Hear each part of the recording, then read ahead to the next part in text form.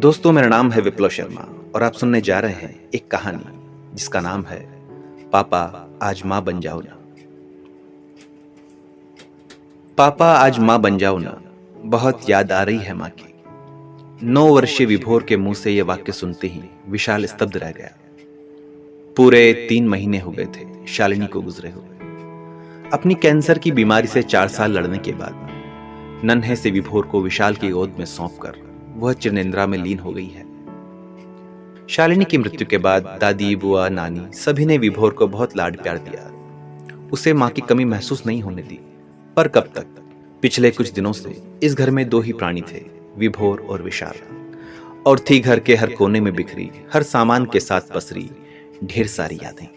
आज 3 महीने बाद रविवार की सुबह मां को याद करते हुए विभोर ने विशाल से मां बनने का अनुरोध किया। उसे गोद में लेते हुए विशाल बोला, ओके विभू, मैं मां बनता हूं, बताओ तो क्या करना होगा मुझे। चहक उठा विभोर, दोनों हाथ पापा के गले में डालकर बोला, पहले मुझे गोद में उठाकर किचन में ले चलो, फिर किचन प्लेटफॉर्म पर बिठाकर दूध तैयार करो। चलो, ये उठाया गोद में और ये आ गया किचन। अभी करता हूं तुम्हारा दूध तैयार, विशाल ने बहुत प्यार से कहा। पापा, बॉर्नविटा दूध में मत डालना, मैं घुला हुआ बॉर्नविटा नहीं पीता।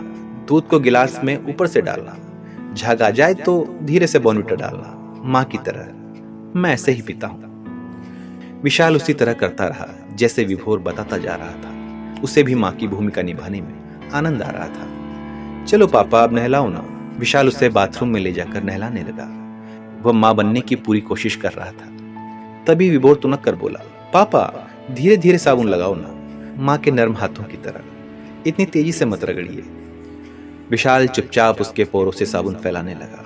टावल कंधों पर डालते ही विभोर फिर मचला, ऐसे नहीं पापा, माँ तो सिर के ऊपर से डालती थी, फिर कहती थी मेरी छोटी सी प्यारी सी दुल्हन। विशाल ने बिना कुछ कहे टावल विभोर के सिर पर डाल दिया। माँ की पसंद के कपड़े भी पहनाए, फिर कंघी करके कहा, देखो तो आईने में, बिल्कुल माँ जैसा तैयार किया है ना मैंने। यस पापा, कहते हुए विभोर ने उसके गाल पर पप्पी दे दी। विशाल बोला, पर एक बात के लिए सॉरी बेटा, मैं तुम्हारी पसंद के नाश्ते में माँ जैसा हलवा नहीं बना पाऊंगा। कोई बात नहीं पापा, मुझे आपके हाथ का पुलाव बहुत पसंद है। विशाल किचन की ओर गया और विभोर अलग अलग कोणों से खुद को आईने में निहारने लगा। किचन में कुर्सी पर बैठकर विशाल बीती यादों में खो गया। आज उसे भी रह रहकर शालिनी की याद आ रही थी। तभी पीछे से आई पतली सी आवाज से वह चौंक गया। विशु प्लीज, आज तुम चाय बनाओ ना, तुम्हारे हाथों की चाय पीने का बहुत मन है। विशाल ने हैरानी से पलटकर पीछे देखा तो विभोर बिल्कुल शालिनी की तरह कंधे पर दुपट्टे की जगह टावल लटकाकर पीछे से विशाल के गले में बाहें डालकर अनुरोध कर रहा था।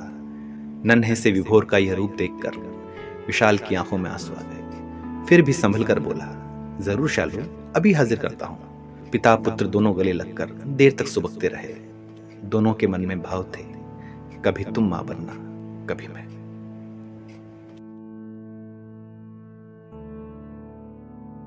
तो दोस्तों बताइएगा कैसी लगी आपको एक कहानी, और ऐसी ही ढेरों कहानियां सुनने के लिए सब्सक्राइब करें लर्न विद लव विप्लव शर्मा के साथ।